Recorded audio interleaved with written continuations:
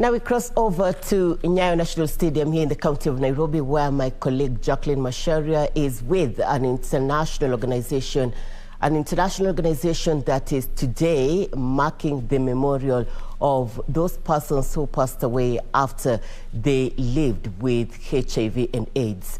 Masharia, good afternoon. Kindly bring us up to speed with the latest developments from the Nyayo National Stadium.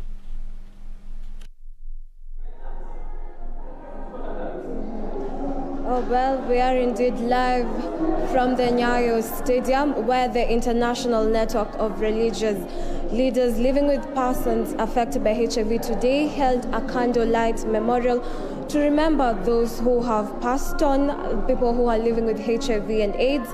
And the International AIDS Memorial is a global event that is held annually every third Sunday of May.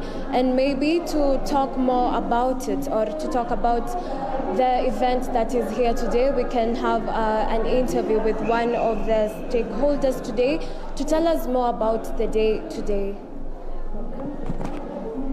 So maybe you can tell us the name and what the day means to you today. My name is Jerop.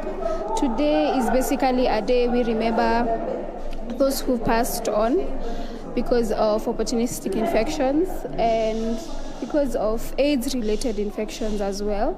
We also remember the journey and how far we've come from since the first case of HIV here in our country, and we remember and mark the milestones we've made. Yeah. Or maybe we can talk about the stigmatization. One of the key conversations today is how do we end stigma and discrimination in our country?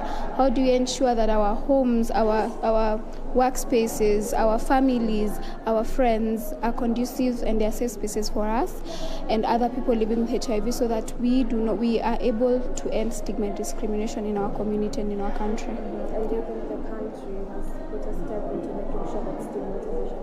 Yeah, for sure. We've come from far. Comparing to years back when we were talking about HIV being a death sentence, where we were saying ukimwi inaua, that is not a conversation anymore.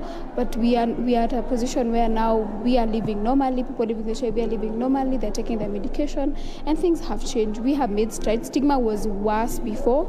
Right now, I can't say it's over, but things are a bit better because people are more informed.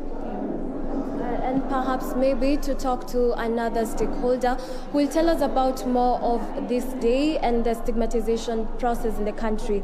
Perhaps thank you and welcome to KBC Online. Maybe you can tell us your name and what position you hold today. My name is Dorothy Onyango. I am the CEO of Women Fighting AIDS Kenya, WOFAC.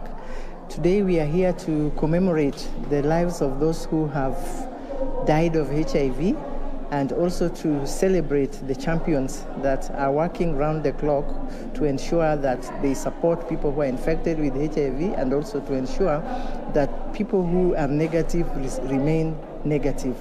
So it's not just to commemorate the dead, but also to encourage also the champions and also people living with HIV, so that they can also live their lives positively. And maybe what are the steps that maybe you're taking to ensure that stigmatization is not continuing in the country? I think within our network, what we have done, we have come up with a stigma index. It's a book that has information on stigma, and we want to share this with all our partners and the communities, so that they understand that stigmatization is actually pushing people to die, to stop their medication. And so we use that to create awareness to the general public, so that they do not stigmatize people living with HIV. Yeah, because if you stigmatize somebody who is living with HIV, they might not adhere to their medication. They might fear to go to the clinic because they don't know what is going to happen to them. They don't know who is going to point fingers at them. So it is actually the general public, especially people who are not infected with HIV, with our support to ensure that we do not stigmatize or discriminate people living with HIV. Well, today here at the Candlelight Memorial, as we have heard from the stakeholders, is a vital platform for global solidarity, break down barriers of stigma and discrimination, and giving people hope to new generation. I have been Jacqueline Masharia. Back to you, Irene Chuma on studio. Good, Masharia. Great to have you. Jacqueline Masharia reporting live from the Nyayo National Stadium. This, as an international organization, is holding a memorial ceremony for those who passed on after living with HIV and AIDS. We'll be bringing you more details on that in our subsequent bulletins at 7 and 9 p.m.